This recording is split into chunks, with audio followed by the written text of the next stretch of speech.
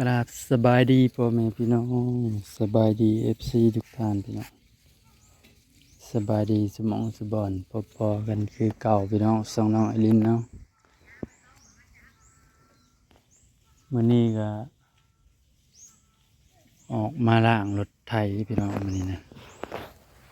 ออกมาล้างให้มันเกลี่ยงมันกวางพี่น้องเลยผู้เฒ่าคำบูฮานผู้เฒ่าผู้แก่เพิ่นว่าไว้พี่น้องเฮ็ดให้ใส่หน้าแล้วให้ล้างขาดล้างไถล้างรถไว้เขาจังขาวเพิ่นว่าได้เนาะเอาก็เดี๋ยวให้แล้วหน้าแล้วก็พักผ่อนมื้อหนึงเนาะพักผ่อนมื้อหนึงก็มามื้อนี้ก็มาล้างขี้ต้มหม้อพี่น้องล้างได้แต่ว่าบ่มีหม้องไว้พี่น้องเอ้ยแต่กี้น่ะเอาขึ้นถึงเฮือนพุ่นเนาะแต่ว่าท่านได้แอมน่ะเอาขึ้นถึงเฮือนบ้านนี้จอดตากพ้นได้พี่น้องเอ้ยเฮือนรถก็ได้ได้จอดตากพ้นแล้วบ่มีหม้องไว้พี่น้องกันอยู่บ้านก็บ่มีอยู่บ้านก็ถ้ารถซาเล้งอยู่บ้านก็มันบ่ออกเอาน้ำมาสีดใส่สาดใส่ซะก่อนทูแล้วก็เอาน้ำมาสาดใส่อีกตั้งมาน้ำนะ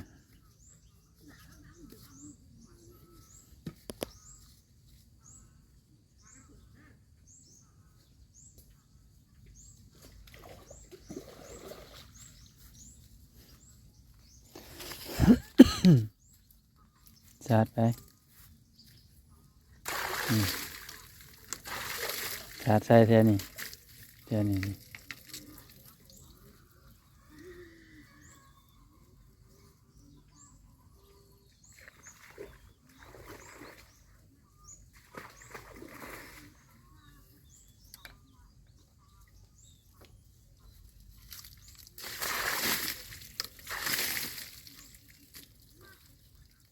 ทูอีก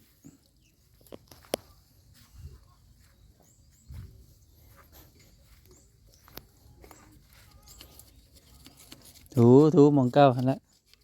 ทูนี่บุได้มันเป็นหยัง มันสั่น อิหยังตันน่ะไม่แข็งไม่อ่อนบ่ออกขี้ดินมันเหนียวมันถือกับน้ำมันเนาะพี่น้องถือกับน้ำมันเครื่องมันก็บ่อยากออกเลยมันเหนียว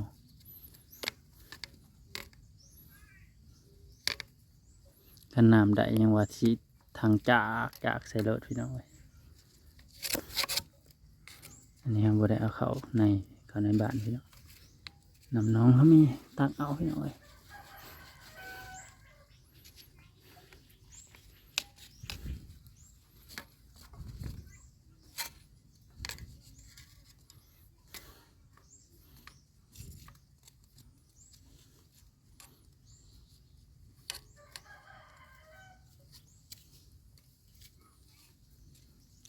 ผู้เฒ่าผู้แก่เพิ่นว่าไว้พี่น้องให้ใส่หน้าแหละแล้วล้างขาดล้างไทยเขาจังขาวจังงามพี่น้องแม่นความอยู่ว่าจังเนาะพี่น้องเขาแบบบ่ได้ดำได้อพี่น้องเลย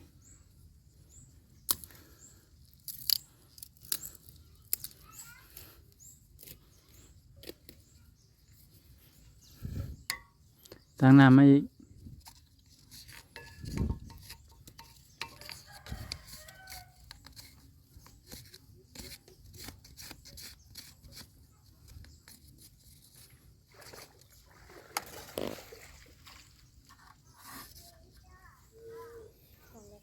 ที่อืม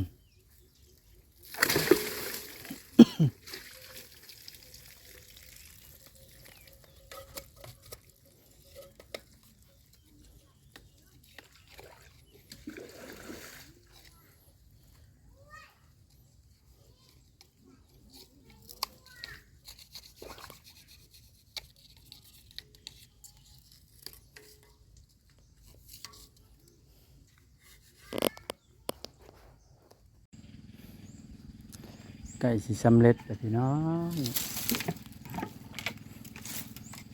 แถวตีนมันนี่กระทู้บัดนี่หมองมันล้างง่ายนะ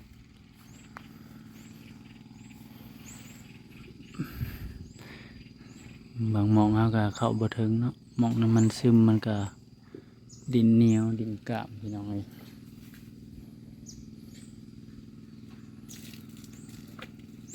ทูก่อน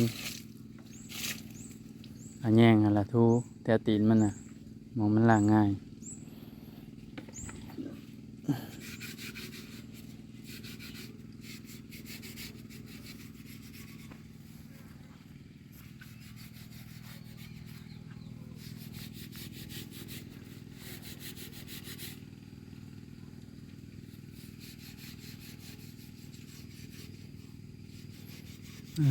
เขาเจ้ายังดูดน้ำเทินอยู่ได้พี่น้องเลยเขาเจ้าก็บ่ทันแล้ว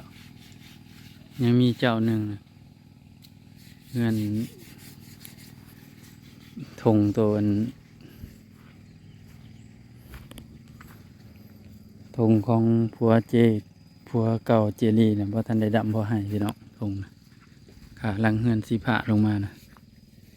ทงของผัวเก่าเจรีเนาะบ่ทันได้ดำจังให้พี่น้อง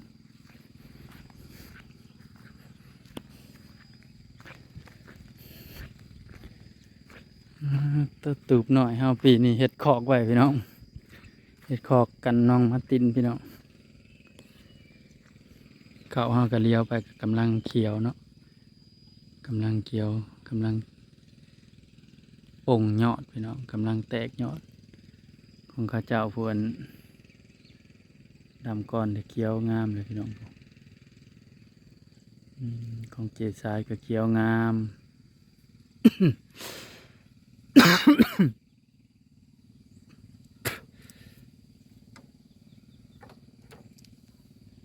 หลายคนกับบอท่านได้แล้วเนาะพี่น้องเนาะหลายคนกับบอท่านได้แล้วพี่น้องบางคนกับบอท่านได้ดำเพราะให้ก็มีพี่น้องเลยเพราะว่าฝนบ่ตกน้ำก็แห้งเลยพี่น้องเดี๋ยวนี้ฝนบ่ได้ตกอันนี้นะก้าเฮาพี่น้องปลาคาเลยให้เป็นข้าวหวานเลยพี่น้องก้ากับกลายเป็นข้าวหวานเลยบัดนี้ปลาคาเลย แต่ว่าการงามพี่น้องการเขาดอกนี่ลกง่ายได้พี่น้องบ่คือกาเขากลางเขาขาวกลางลกยากพี่น้องมันหมันเขาดอกนี่ลกง่ายเขาขาวดอกนี่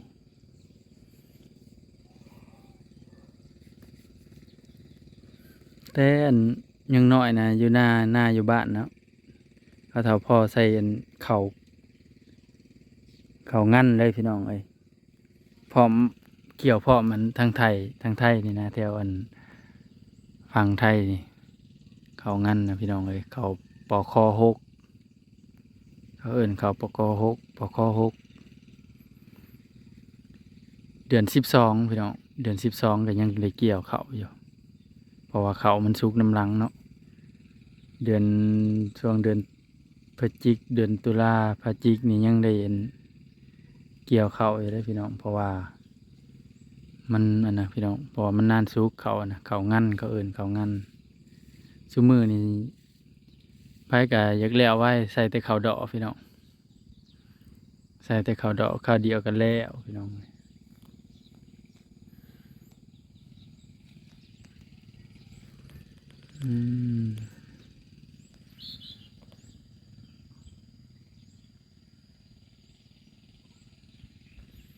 บรรยากาศพี่น้องเหลือแต่เกี่ยวเนาะพี่น้องบ้านนี่เหลือแต่ตอนเกี่ยวพี่น้องเลยสิได้ฮะเหลือแต่ตอนเกี่ยวเขาได้บ้านนี่พี่น้องเพราะว่าตอนนี้ก็ดำเรียบร้อยแล้วเหลือแต่ตอนเกี่ยวเนาะ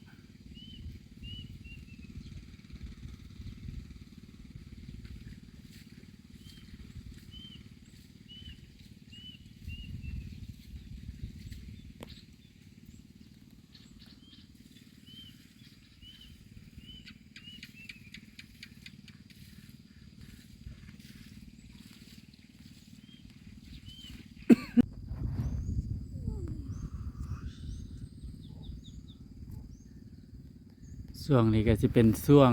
ที่ทุ่งนาเขียว เนาะพี่น้อง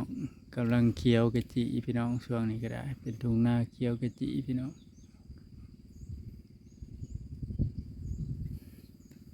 ช่วงเดือนอีก2 เดือนบ่เนาะพี่น้องเนาะก็สิเป็นทุ่งนาเหลืองพี่น้องเลย